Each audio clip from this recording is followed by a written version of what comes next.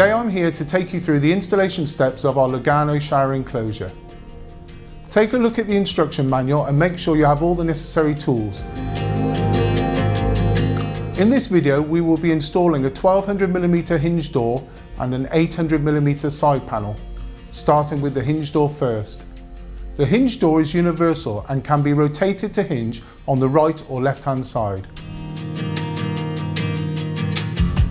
Make sure the shower tray is installed level in all directions and sealed according to the manufacturer's instructions. First step is to fix the wall profile to the wall, ensuring the profile is 30mm from the outside edge of the tray.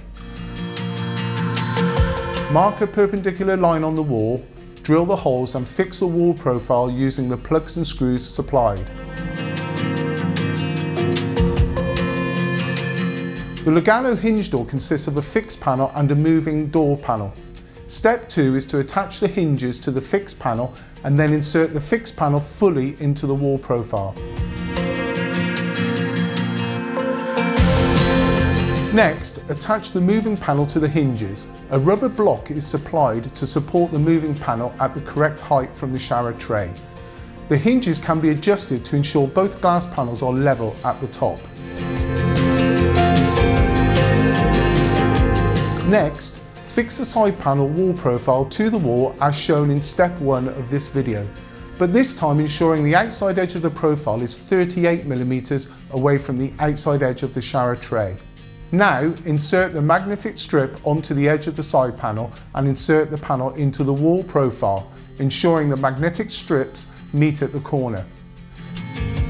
Using a 3mm drill bit, drill and fix the side panel onto the wall profile from inside the shower, ensuring the concealed cover strips are used. This process should now be repeated for the hinge door wall profile.